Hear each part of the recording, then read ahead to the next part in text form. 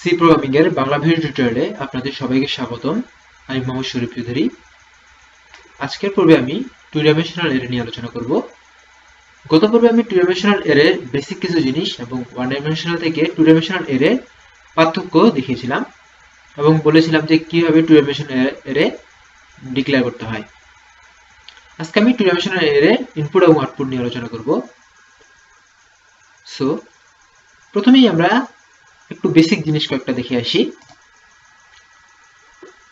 এখানে আমি একটা ওয়ান ডাইমেনশনাল অ্যারে চিত্র অঙ্কন করেছি। ওয়ান ডাইমেনশনাল অ্যারে বলতে একটা লিনিয়ার বোঝাচ্ছে। এখানে হচ্ছে 0 1 2 3 4 দ্বারা অ্যারে ইন্ডেক্স বোঝাচ্ছে। যদি আমরা A5 ডিক্লেয়ার করি তাহলে ওয়ান ডাইমেনশনালে আসে 0 1 2 3 4 এই পর্যন্ত। এখানে আমরা একটা টু ডাইমেনশনাল অ্যারের ব্যাপার দেখেছি যে টু ডাইমেনশনাল অ্যারে মূলত একটা টেবিলকে রিপ্রেজেন্ট করে, যার ইন্ডেক্স গুলো ঠিক এইভাবে হয়। এটা হচ্ছে এ যদি 5 5 একটা টু ডাইমেনশনাল অ্যারে হয়, তাহলে এর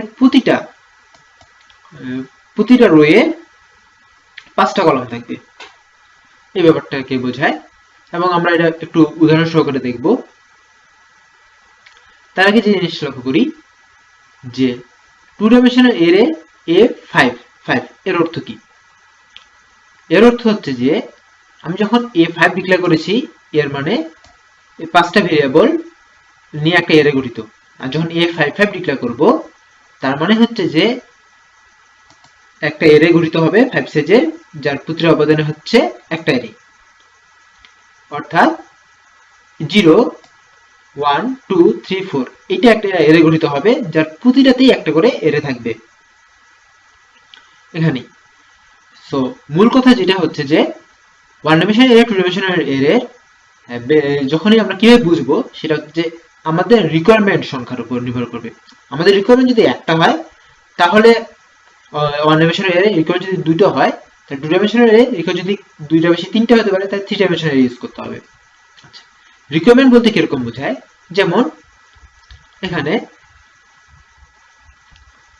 এখানে আমি মার্ক বলেছি।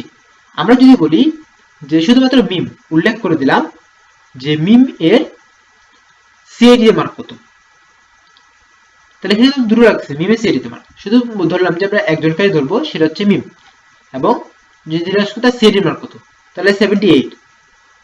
শুধুমাত্র একজনকে যদি স্টোর করা থাকে, তাহলে সে সিআইটি 201 এর মার্ক হচ্ছে 78, ট্রিপলি 205 এর মার্ক হচ্ছে 85। বাট যখন আমাদেরকে একাধিক জনকে স্টোর করে রাখতে হবে, যেমন মিম, আমিন, জন, হারুন, শিখর, এতগুলো রয়েছে এবং প্রত্যেকটার, তাহলে আমাকে ইন্ডিভিজুয়ালি বলতে হবে। যেমন জন এর সিআইডি তে মার্ক কত, এখানে দুটো প্রপার্টিজ লাগতেছে রিকোয়ারমেন্ট, যে একটা হচ্ছে যে নাম মিলতে হচ্ছে এবং তার সাবজেক্ট মিলতে হচ্ছে। এই দুটো জিনিস মিলার পরে আমরা পাচ্ছি। অর্থাৎ এখানে নামও ভিন্ন হতে পারে এবং তার সাবজেক্টও ভিন্ন হতে পারে। এই জিনিসটা সব থেকে মাথায় রাখতে হবে। টু ডাইমেনশনাল ক্ষেত্রে একটা জিনিস যেটা, সেটা বিপ্রতীপ। বিপ্রতীপ কিরকম? যে মিম এর সিআইডি তে সাবজেক্ট, এটা যেমন একটা এরে, তেমন সিআইডি তে মিম কত পেয়েছে সেটাও একটা হতে পারে। তো দুটোর প্রপার্টিস একই রকমই দেখাবে। যেহেতু এইভাবে নাম ধরে উল্লেখ করার কোনো অপশন আমরা পাবো না, তো সেগুলোকে আমরা জাস্ট একটা ইন্টিজার ভ্যালু দিয়ে রিপ্রেজেন্ট করবো। যেমন মিমের ভ্যালু আমি 0 দিয়ে রিপ্রেজেন্ট করবো, আমিনের ভ্যালু 1 দিয়ে রিপ্রেজেন্ট করবো, তেমনি সেভাবে সাবজেক্টগুলোর ভ্যালু আমি এইভাবে 0 1 2 দিয়ে রিপ্রেজেন্ট করব। সো আমি যদি ধরলাম যে এখানে 5টা সাবজেক্ট রয়েছে, যাতে প্রতিটা ইন্ডেক্স 0 থেকে শুরু করে 4 এর মধ্যে যে কোনো একটা, এবং 5টা নাম রয়েছে, এদেরও ইন্ডেক্স হচ্ছে 0 থেকে 5।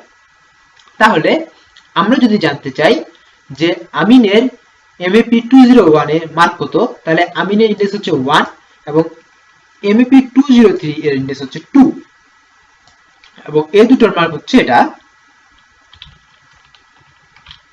এদের মার্ক হচ্ছে, অর্থাৎ আমিনের MAP এর মার্ক হচ্ছে ঠিক এটা। এপাশ থেকে এটা আসতেছে এবং এপাশ থেকে আসতেছে এটা। এটা হচ্ছে মার্ক, এবং এর ইন্ডেক্স কত হচ্ছে? ইন্ডেক্স হচ্ছে 1 2। 1 2 কেন? কারণ এখান থেকে শুরু হবে।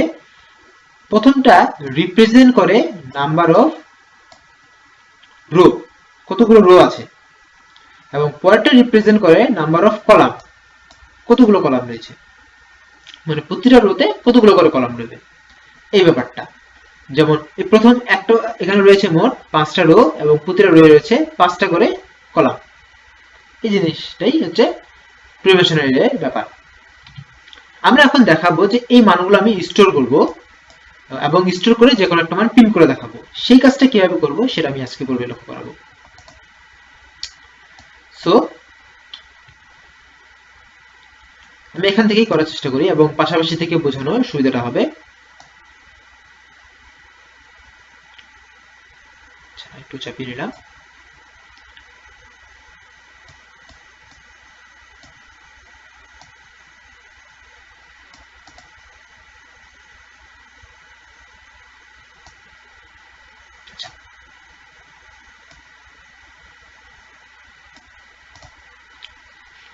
এখন আমরা যে কাজটা করব যে একটা অ্যারে ডিক্লেয়ার করব A55 সাইজের।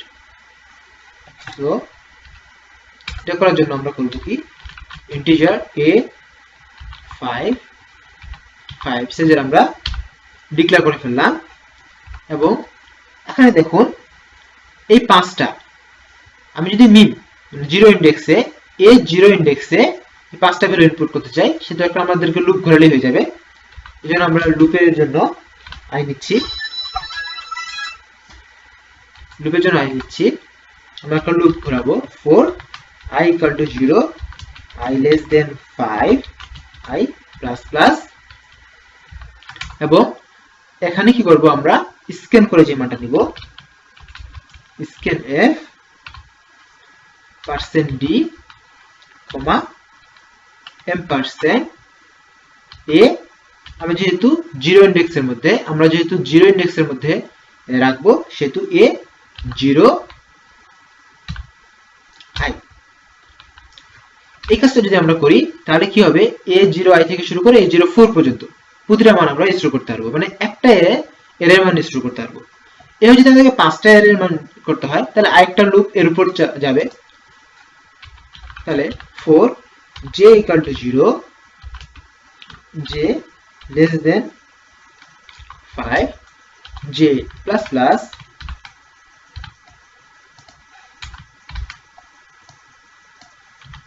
এই কাজটাই হবে। এখন আমরা দেখব যে এই জিনিসটা আমি কিভাবে এই সবগুলোকে স্টোর করতেছে এবং এখানে লিখতে হবে j, i স্টোর করতেছে সেটা দেখার পরে দেখবো যে আমরা আসলে স্টোর করলো কিনা। এখানে j এর মান যখন 0 তখন A0 এখানে থাকবে, এই j এর মান যদি 0 এই লুপটা ঘুরবে 0 থেকে 5 পর্যন্ত এবং i এর মান চেঞ্জ যেহেতু হচ্ছে তাহলে 8 এর মান চেঞ্জ হবে। তাহলে প্রথমে যখন j এর মান 0 তখন এটা এখানে আসতেছে এবং i এর মান 0 থেকে 5 পর্যন্ত, j এর মান 0 এর জন্য i এর মান 0 থেকে 5 পর্যন্ত হবে এবং 0 1 0 0 0 প্রথমে i এর মান 0 j এর মান 0 0 0 তারপর 0 1 0 2 0 3 0 4 এইভাবে এটাকে মান স্টোর করবে। তারপর এবার যখন 04 এ আসার পর লুপটা যখন ব্রেক করবে এই লুপটা ব্রেক করার পরে আবার এখানে যে মান 1 হয়ে যাবে। 1 হয়ে গেলে তখন এই রো এর মানগুলো সে স্টোর করবে। এভাবে করে তারপরে 2 রো 3 রো 4 রো এভাবে করে সবগুলো মান স্টোর করা হবে। এবং এরপর আমরা দেখতে পারি যে কোনো একটা ইন্ডেক্সের মান যদি আমরা প্রিন্ট করতে চাই, যেমন আমরা এখানে প্রিন্ট করব যে জন এমএপি 203 তে কত পেয়েছে তার মান আসবে 80। তাহলে প্রিন্ট করতে যদি হয় তাহলে আমরা লিখতেছি %d, এখন জনের এটা ইন্ডেক্স হচ্ছে 2, সো সেক্ষেত্রে হবে A2 এবং এমএপি এর হচ্ছে 2, তাহলে A22 এর মানটা আমরা প্রিন্ট করব এবং দেখব সেখানে 80 আসে কিনা। তো পুনরায় আমি রান করব। সো এখানে একটু এরর এসেছে, সেটা হচ্ছে আমরা যেটাই ডিক্লেয়ার করিনি, রান করলাম এখানে এসেছে। আমি সুবিধার জন্য এই সবগুলো মান আগে থেকে কপি করে রেখেছি, জাস্ট আমি এখান থেকে কপি করে পেস্ট করে দেব। তারপর যখন এটা চাপবো তখন 80 প্রিন্ট করেছে।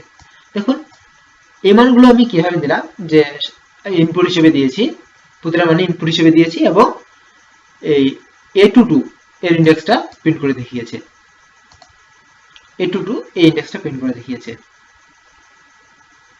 এখন যদি আমরা এটা জানতে চাই হারুন ভাই CIT 201 কত পেয়েছে, তাহলে হারুন ভাই ইন্ডেক্স হবে 3, 301 আমরা প্রিন্ট করব, 301 প্রিন্ট করব এবং এটাকে রান করব। পেস্ট করলাম এবং ইন্টার চাপার সঙ্গে সঙ্গেই দেখাবে যে 90 পেয়েছে। সো এইভাবে হচ্ছে মূল কাজটা আসলে হচ্ছে। এখানে সব থেকে বেশি যে গলমালটা লাগে সেটা হচ্ছে যে আমরা ঠিক বুঝতে পারি না যে কোনটা ইন্ডেক্স এখন শুরু হবে। প্রথমে হচ্ছে যে রো এর মানটাই কিন্তু রো এর পাওয়ার হচ্ছে বেশি হবে এবং কলামের পাওয়ার এক এক করে বাড়বে, যেমন 0 0 0 1 0 2 0 3 0 4। এখন মূল সমস্যাটা যে জিরো কোথায় আমরা দিব, একটু প্র্যাকটিস করলে বা একটু বুঝলেই সেটা আপনি সমাধান করতে পারেন। তবে মূল যে ব্যাপারটা হয় যে আপনি যদি প্রথম ক্ষেত্রেই রো কলাম বা কলাম রো এটা যদি উল্টে যায় তা কোনো সমস্যা হয় না, কারণ যেটা বলেছিলাম যে মিম সিআইটিতে কত পেয়েছে বা সিআইটিতে মিম কত পেয়েছে দুটো যেমন একই ব্যাপার, তেমনি সেখানে কোনো সমস্যা হবে না। তারপরও প্র্যাকটিস করা উচিত এই ব্যাপারটা নিয়ে।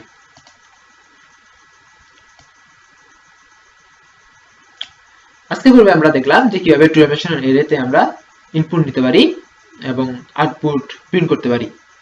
এরপরে পূর্বে আমরা দেখব যে কিভাবে এর সাথে অন্য কিছু ম্যানিপুলেট করতে পারি। তার আগে বলে রাখি যে এই ব্যাপারটা দেখে আপনাদের অনেকেরই একটা বিষয় মাথায় আসতে পারে, সেটা হচ্ছে ম্যাট্রিক্স। ম্যাট্রিক্স নিয়ে আমি এরপর এটাতে আলোচনা করব এবং ম্যাট্রিক্সের যোগ বিয়োগ গুণ এই তিনটা জিনিস আমি প্রোগ্রামের মাধ্যমে করে দেখাবো, যার ফলে টু ডাইমেনশনাল অ্যারের ব্যাপারটা অনেকটা ইজিলি হয়ে যাবে। সো ধন্যবাদ সবাইকে আমার সাথে থাকার জন্য। দেখা হবে পরের টিউটোরিয়ালে টু ডাইমেনশনাল অ্যারের নতুন কোনো টপিকস নিয়ে। ধন্যবাদ সবাইকে।